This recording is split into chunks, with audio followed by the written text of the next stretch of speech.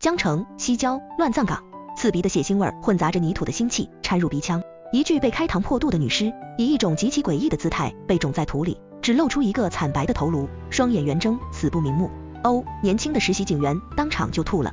陆廷琛面无表情地勘察着现场，眉头紧锁成一个川字。这是第3起了，和3年前那场将苏暖送进监狱的雨夜屠夫连环杀人案手法一模一样，一样的虐杀，一样的开膛破肚，一样的嚣张。凶手回来了，陆队还是没有任何线索。副队长李想走过来，脸色凝重，现场被处理得太干净了，连根毛都没留下。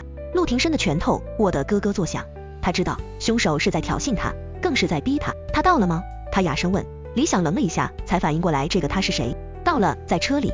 陆廷琛转身走向那辆停在警戒线外的黑色轿车，车门打开，苏暖走了下来。他穿着一身灰色的囚服，手上还戴着电子镣铐，身形消瘦，脸色苍白的像一张纸，但那双眼睛却亮得惊人。当他看到那具女尸时，眼中没有恐惧，没有惊骇，只有一种近乎冷酷的平静，仿佛他不是在看一具尸体，而是在看一道数学题。怎么样？陆廷琛的声音带着一丝不易察觉的紧张。他恨他，但他又不得不承认，在犯罪侧写这个领域，苏暖是当之无愧的天才，没有他，这个案子破不了。苏暖没有回答他，他绕着尸体走了一圈又一圈，他的目光扫过尸体的伤口，扫过周围的土壤，扫过那些被忽略的细节。所有人都屏住了呼吸，等待着他的结论。凶手，男性，身高1.8米到1.85米之间，体格强壮，受过专业的格斗训练。他终于开口，声音沙哑却异常清晰。他有严重的洁癖、强迫症，还有反社会人格。他不是为了杀人而杀人，他是在享受这个过程。对他来说，这不是犯罪，这是一场艺术。在场的老刑警们都倒吸一口凉气，只看一眼现场就能分析出这么多，这简直神了。陆廷琛的瞳孔也骤然紧缩，这些结论和他3年来不眠不休分析出的结果几乎完全吻合。还有呢？他追问。还有。苏暖缓缓抬起头，目光第一次直直地看向陆廷琛，那双曾经清澈如水的眸子里，此刻淬满了冰冷的嘲讽。他还很了解警察的办案流程，甚至他很可能就是你们中的一员。一时激起千层浪，你胡说八道什么？一个年轻警员激动地反驳，你一个犯人，凭什么污蔑我们？污蔑？苏暖笑了。你们只看到了尸体，却没看到凶手在用尸体给你们传递信息。他指向女尸圆睁的双眼，他的瞳孔里有东西。所有人都是一愣。法医连忙上前，用专业的仪器检查。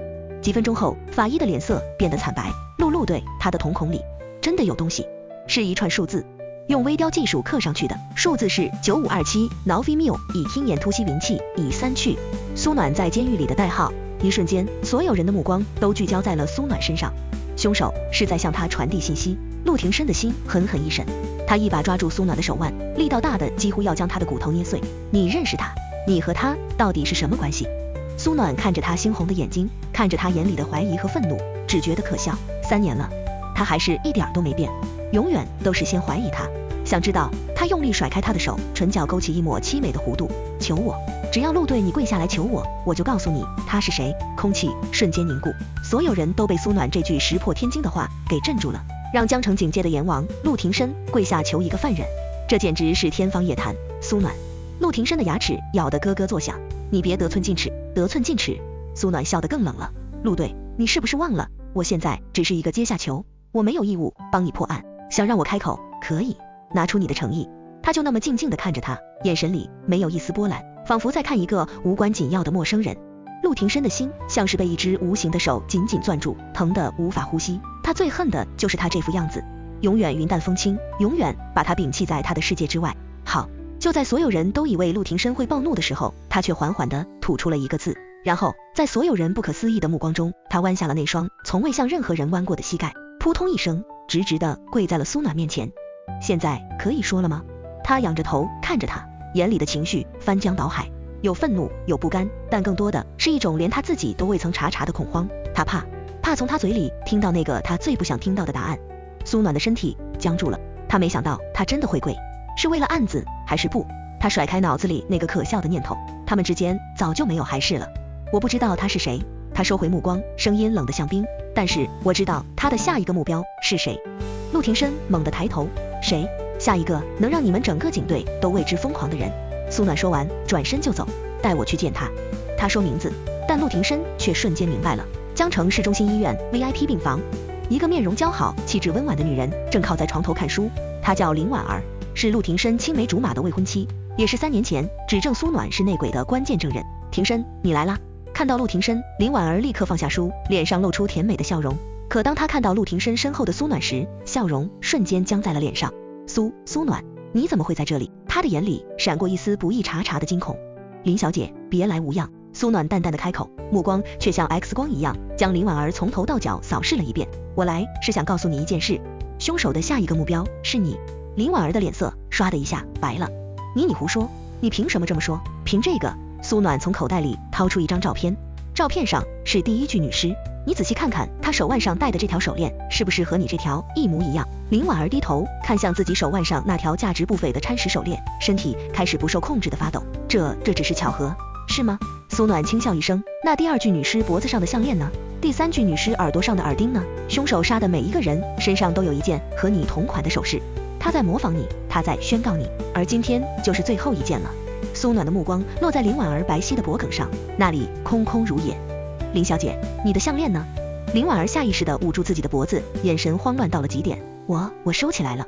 是吗？苏暖逼近一步，我猜不是你收起来了，而是你已经送给某个人了吧？一个你以为能帮你保守秘密的人，只可惜你信错了人。今晚凶手就会来找你，拿走最后一件祭品。林婉儿彻底崩溃了，她尖叫一声，指着苏暖，歇斯底里地对陆廷琛喊道：廷琛，你快把他抓起来，他疯了，他在咒我死。陆廷琛没有动，他的目光死死地锁在苏暖身上。他知道苏暖从不做没有根据的推测，所有人听我命令。他猛地转身，对住身后的下属下达命令，从现在开始24小时贴身保护林小姐，把这家医院给我围得像铁桶一样。我倒要看看那个凶手到底长了3头6臂，还是会飞天遁地。夜深了，医院里静得掉根针都能听见。走廊里每隔5米就站着一个荷枪实弹的警察，林婉儿的病房门口更是里3层外3层，围得水泄不通。陆廷琛亲自守在门口，双眼像鹰隼一样警惕地扫视着周围的一切。苏暖则被安排在了隔壁的房间，她很平静，平静的有些异常。她就坐在窗边，看着窗外的月亮一动不动，像一尊没有生命的雕塑。你不担心吗？陆廷琛推门进来，打破了这份神寂。担心什么？苏暖没有回头。担心你的推测是错的，我从不错。苏暖的语气平淡，却充满了不容置喙的自信。陆廷琛看着他的背影，喉咙有些发干。这才是他认识的苏暖，永远自信，永远光芒万丈，哪怕身陷囹圄，也磨不掉他骨子里的那份骄傲。苏暖，他艰难地开口：3年前。别跟我提3年前。苏暖猛地打断他，声音里终于带上了一丝情绪。陆廷琛，我们之间除了案子没什么好谈的。陆廷琛的心又是一阵刺痛，他想解释，想告诉他当年的事另有隐情，可话到嘴边却又一个字也说不出来。现在说这些还有什么用呢？伤害已经造成了。就在这时，啊！一声凄厉的尖叫划破了夜的宁静，是林婉儿的声音。陆廷琛脸色一变，猛地踹开房门冲了出去。怎么回事？守在门口的警察全都一脸茫然。陆队，我们一直守在这里，没人进去啊。陆廷琛一脚踹开林婉儿的房门，眼前的一幕让他目眦欲裂。房间里空无一人，窗户大开着，白色的窗帘被夜风吹得疯狂舞动，像是在招魂，而病床上只留下了一朵用鲜血化成的黑色玫瑰，和3年前每一桩命案现场留下的一模一样。人就这么在他眼皮子底下消失了。封锁医院，全城搜捕。陆廷琛发疯似的怒吼。苏暖缓缓地走了过来，他看着那朵血玫瑰，眼神前所未有的凝重。来不及了，他轻声说。什么来不及了？他已经完成他的艺术品了。苏暖走到窗边，看向对面那栋已经废弃的烂尾楼。他在那儿，他算准了你们会把所有警力都部署在这里，所以他选择了最危险也是最安全的地方。灯下黑。陆廷琛顺着他的目光望去，脸色瞬间变得铁青。他立刻拿起对讲机，所有人去对面烂尾楼，快！烂尾楼顶层天台，林婉儿被绑在一张椅子上，嘴里塞着布，浑身发抖。他的对面站着一个穿着黑色风衣、戴着银色面具的男人，男人手里拿着一把锋利的手术刀，正在慢条斯理地擦拭着。嘘，男人将手指放在唇边，对着林婉儿做了一个噤声的手势。别怕，很快就结束了。他的声音很好听，像大提琴一样低沉悦耳，但听在林婉儿耳中却比魔鬼的嘶吼还要恐怖。你到底是谁？他含糊不清地呜咽着。我是谁？男人轻笑一声，缓缓地摘下了脸上的面具。当林婉儿看清那张脸时，瞳孔骤然缩成了针尖大小。是他？怎么可能会是他？很惊讶吗？男人走到他面前，用冰冷的手术刀轻轻划过他颤抖的脸颊。我等这一天等了很久了，等你亲口说出3年前的真相，等你把欠他的都还回来。就在这时，天台的门被一脚踹开，不许动！警察！陆廷琛带着人冲了进来。当他看清那个男人的脸时，也如遭雷击，愣在了原地。李想，那个戴面具的男人赫然就是他的副队长李想，那个跟在他身边多年，他最信任的兄弟。陆队，你来啦！李想笑了，笑得很灿烂。他将手术刀抵在林婉儿的脖子上，别过来，不然我不知道我的手会做出什么事。陆廷琛强迫自己冷静下来。李想，你疯了吗？你知不知道你在做什么？我当然知道。李想的眼神变得疯狂而偏执，我在替他讨回公道。他口中的他不言而喻。3年前，是我亲眼看到林婉儿这个贱人把那份伪造的证据放进了苏暖的办公室，也是我亲耳听到他打电话跟幕后的人邀功。我本想把真相告诉你，可是我不敢，因为我查到那个幕后的人势力太大了，大到可以轻易碾死我们。我只能等一个机会，现在机会来了。李想看向被他吓得快要昏厥的林婉儿，声音温柔的可怕，说吧，把你知道的都说出来，不然这把刀可就不长眼睛了。我说。林婉儿彻底崩溃了，哭喊着将3年前的真相和盘托出。原来当年她嫉妒苏暖的才华，更嫉妒她能嫁给陆廷琛，于是她和一个神秘的 X 先生合作，联手策划了那场冤案。他负责伪造证据陷害苏暖，而 X 先生则负责制造雨夜屠夫连环杀人案，将所有线索都引向苏暖。他们的目的就是要把苏暖彻底毁掉。X 先生是谁？陆廷琛的声音嘶哑的不成样子。林婉儿拼命的摇头，我不知道，我真的不知道。我们一直是单线联系，我连他是男是女都不知道。陆廷琛的心沈到了谷底，线索又断了。他看向李想，眼神复杂。李想，把刀放下，你现在收手还来得及。来得及。李想笑了，笑声里充满了悲凉。陆队，你以为我只是想让他说出真相吗？不，我要他血债血偿。话音刚落，他手中的手术刀便狠狠地刺向了林婉儿的心脏。不要！陆廷琛目眦欲裂。砰！一声枪响，李想的手臂爆出一团血花，手术刀当啷一声掉在地上。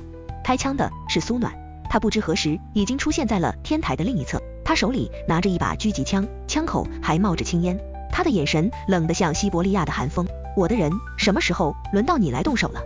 李想捂着流血的手臂看着他，眼神狂热而激动。暖暖，他竟然叫他暖暖。陆廷琛的身体狠狠一震，他猛地看向苏暖，又看了看李想，一个让他无法接受的念头疯狂地涌上心头。他们认识，你做得很好。苏暖缓缓地放下枪，一步一步走向李想，但是还不够。他走到李想面前，从他口袋里掏出一个小小的 U 盘，这里面应该有你这3年收集到的关于 X 先生的所有证据吧？李想点了点头，我把所有东西都备份了。很好。苏暖满意的笑了，然后他当着所有人的面做了一件让所有人都意想不到的事，他抬起手，用枪托狠狠地砸在了李想的后脑勺上。李想闷哼一声，软软地倒了下去，昏死过去。全场死寂，所有人都被苏暖这波操作给搞懵了。苏暖，你干什么？陆廷琛第一个反应过来，冲过去查看李想的伤势。苏暖没有理他，他走到已经吓傻的林婉儿面前，蹲下身。现在轮到我们了。他的声音很轻很柔。林婉儿，你知道吗？我最擅长的不是犯罪侧写，而是催眠。林婉儿的瞳孔瞬间放大，充满了恐惧。不要！苏暖不理会他的挣扎，伸出手，轻轻地在他的眼前打了一个响指。林婉儿的眼神瞬间变得空洞呆滞。告诉我 X 先生是谁？苏暖的声音像带着魔力诱导着他。我不知道。林婉儿喃喃地说。不，你知道。苏暖加重了语气，你再好好想想，每一次他联系你的时候，有没有什么特别的地方，比如声音、气味，或者某个习惯性的小动作？林婉儿空洞的眼神开始出现了一丝挣扎，许久他才缓缓地吐出几个字。他身上有味道，很淡的消毒水的味道，还有他的手指上有一枚戒指，一枚刻着鹰的戒指。消毒水，刻着鹰的戒指。陆廷琛的大脑飞速地运转着，突然一个人的脸从他脑海中一闪而过，他的脸色瞬间变得惨白。不可能，怎么会是他？还有呢？苏暖继续诱导。还有林婉儿的身体开始剧烈的颤抖。他让我把一样东西放进你的办公室。什么东西？一个窃听器，放在了你送给陆队的那盆仙人掌里。轰！陆廷琛感觉自己的整个世界都崩塌了。那盆仙人掌是3年前苏暖送给他的第一份，也是唯一一份礼物。他一直把它摆在自己的办公桌上。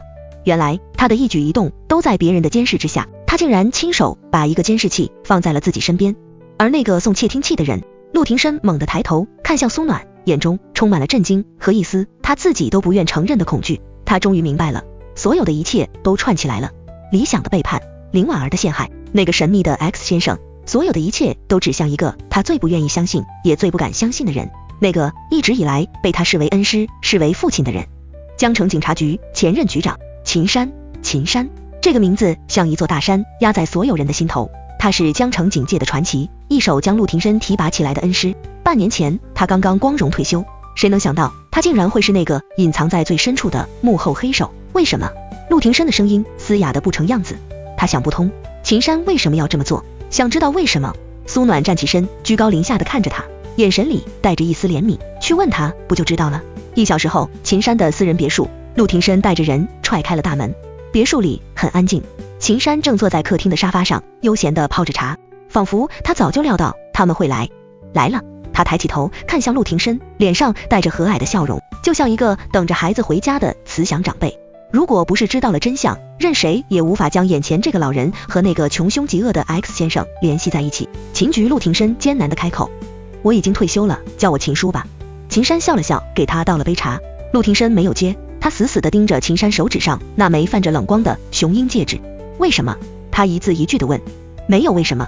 秦山端起茶杯，轻轻抿了一口。成王败寇而已。你所谓的成王败寇，就是陷害自己的学生，滥杀无辜的市民吗？陆廷琛激动地怒吼。无辜？秦山笑了，笑声里充满了不屑。在这个世界上，哪有真正无辜的人？陆廷琛，你太天真了。你以为你看到的就是真相吗？他站起身，走到落地窗前，看着窗外的车水马龙。这个城市早就烂透了，从上到下都烂了，而我只是想用我自己的方式来清理这些垃圾而已。他的眼神变得狂热而偏执。至于苏暖，他回头看向陆廷琛，他太聪明了，聪明的让我感到了威胁。一个不受控制的天才，要么为我所用，要么就只能毁掉，所以你就设计了那场冤案。陆廷琛的心在滴血。是，秦山承认的干脆利落。那理想呢？他为什么要帮你？不，他为什么要背叛你，反过来帮苏暖？这才是陆廷琛最想不通的地方。秦山笑了笑，没有回答。你很快就会知道了。他说完，突然从口袋里掏出一个遥控器，按了下去。轰！一声巨响，整个别墅都剧烈地晃动了一下。不好，有炸弹！所有警察都脸色大变。陆队，快撤！陆廷琛没有动，他死死地盯着秦山。你以为用这种方式就能逃脱吗？逃？秦山摇了摇头，我从没想过要逃，我只是想送你们一份大礼而已。他说完，按下了遥控器上最后一个红色的按钮。永别了，我最优秀的学生！轰隆！震耳欲聋的爆炸声瞬间将整个别墅吞噬，火光冲天而起，浓烟滚滚。医院，苏暖站在窗边，静静地看着远处那冲天的火光，他的脸上没有任何表情，仿佛这一切都在他的意料之中。滴滴，手机响了一下，是一条匿名短信。他死了。苏暖看完，面无表情地删掉了短信。这时，病房的门被推开了，一个穿着白大褂的医生走了进来。苏小姐，李想已经醒了。苏暖点了点头，转身走向李想的病房。病床上，李想的脸色还有些苍白。看到苏暖，他挣扎着想要坐起来。别动！苏暖按住他。为什么？李想看着他，眼神充满了不解和委屈。为什么要打晕我？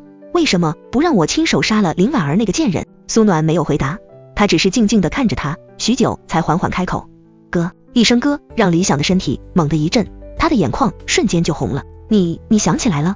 苏暖点了点头。是的，他想起来了，所有的一切都想起来了。李想不是他的同事，他是他的亲哥哥。当年他们一家被人陷害，家破人亡，父母惨死，他和哥哥被迫分离，他被人抹去了记忆，送进了孤儿院，后来被苏家收养，而哥哥则隐姓埋名，卧薪尝胆，考上了警校，一步一步爬到了副队长的位置。他所做的一切都是为了复仇，为了查出当年那场惨案的真相，而秦山就是当年那场惨案的主谋之一。你什么时候想起来的？李想的声音带着一丝颤抖。在你第一次喊我暖暖的时候，苏暖淡淡地说。在天台上，李想那一声情不自禁的暖暖唤醒了他被尘封的记忆。那一瞬间，所有破碎的片段都拼凑了起来。父母的笑脸，冲天的火光，还有哥哥那双拉着他逃跑的手。哥，这些年辛苦你了。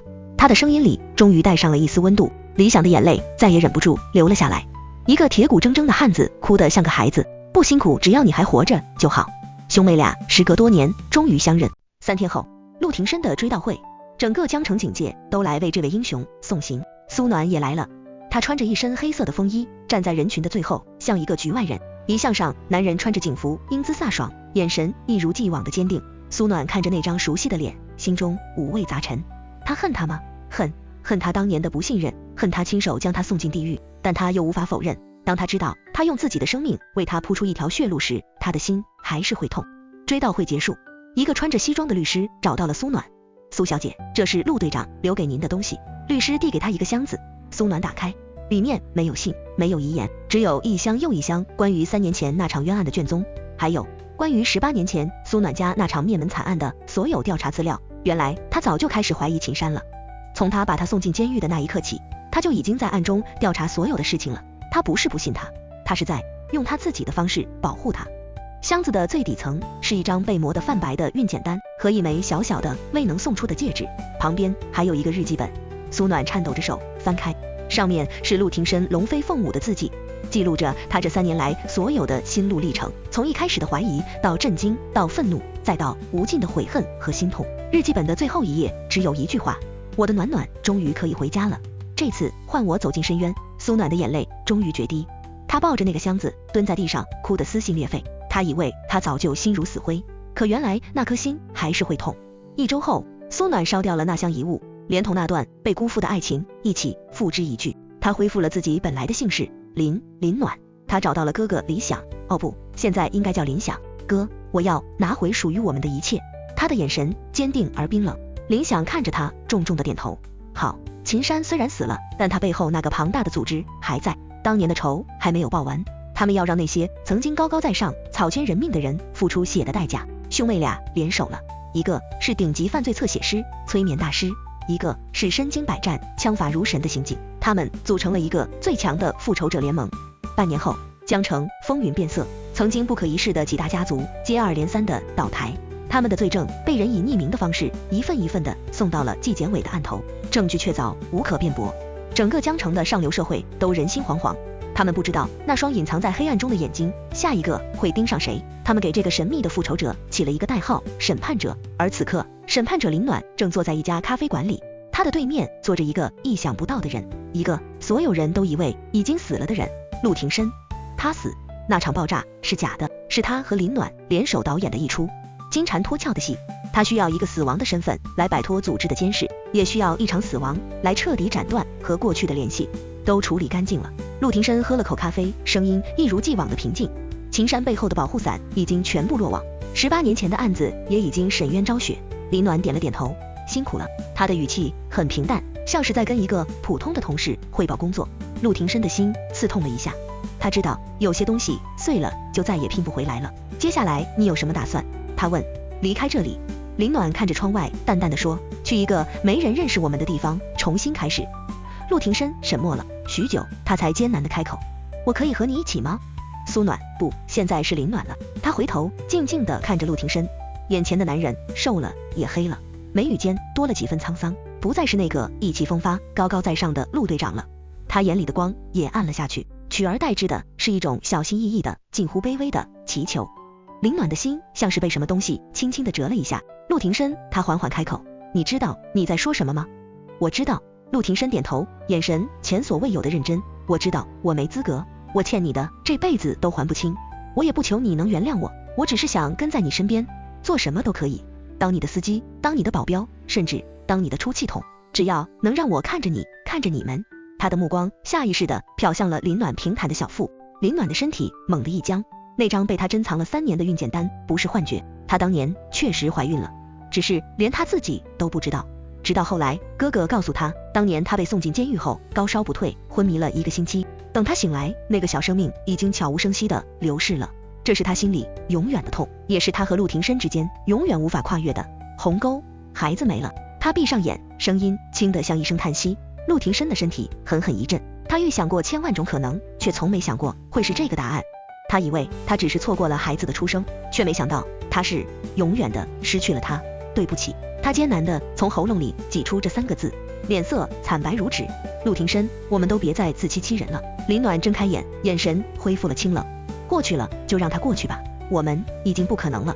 他站起身准备离开，手腕却被一只滚烫的大手猛地攥住。不可能也要可能。陆廷琛站了起来，猩红住眼，将他死死地禁锢在怀里。林暖，你听着，我不管什么过去，我也不管什么不可能，我只知道这辈子、下辈子、下下辈子，你都只能是我的女人。你恨我也好，怨我也罢，我都不会再放手了。他的吻霸道强势，带着浓浓的悔恨和失而复得的疯狂，狠狠地落了下来。林暖挣扎着捶打着他，可他的力气在他面前显得那么微不足道。渐渐的，他放弃了抵抗，任由那熟悉又陌生的气息将他吞噬。一滴滚烫的泪从他眼角滑落。1年后，法国普罗旺斯一望无际的薰衣草花海中，坐落着一栋漂亮的白色小木屋。林暖坐在院子里的摇椅上，悠闲地看着书。他的身边，一个穿着背带裤酷酷的小男孩正在专心致志地搭着积木。他叫林念深，思念的念，庭深的深，念念叫爸爸。陆庭深端着一盘刚洗好的水果从屋里走出来，一脸讨好的蹲在儿子面前。小男孩抬起头，酷酷的看了他一眼，吐出2个字：不要。陆庭深他很受伤，他转头可怜巴巴的看向林暖。老婆。林暖头也不抬，淡淡的开口：陆先生，请注意你的称呼，我们的考察期还有2年0 3个月。陆庭深他更受伤了，想当初他费了9牛2虎之力才换来了一个留在他身边接受考察的机会。考察期3年，这期间他任劳任怨，洗衣做饭，带娃赚钱，24孝好老公好爸爸。可老婆大人还是不肯松口，给他一个名分。妈咪，他好可怜哦。小念深看着自家老爸那副快要哭出来的样子，终于于心不忍，拉了拉林暖的衣角。林暖放下书，看向那个高大的男人。夕阳下，他的身影被拉得很长很长，他的脸上不再有过去的阴鸷和悔恨，取而代之的是满满的温柔和宠溺。他的心蓦地一软，或许是时候了。陆庭深，他开口。哎，老婆我在。陆庭深像只大金毛一样立刻凑了过来。林暖看着他，唇角终于勾起了一抹久违的发自内心的笑容。明天我们去把证领了吧。陆庭深愣住了，足足过了10几秒，他才反应过来，巨大的狂喜瞬间将他淹没。老婆，你答应了？老婆，我爱你，我爱你。他像个孩子一样抱着林暖，又蹦又跳。小念身在一旁，酷酷的小脸上也露出了一个大大的笑容。他抬头看向天边，仿佛看到天上的外公外婆也在微笑着祝福着他们。风吹过薰衣草花海，带来了新的希望和爱的芬芳。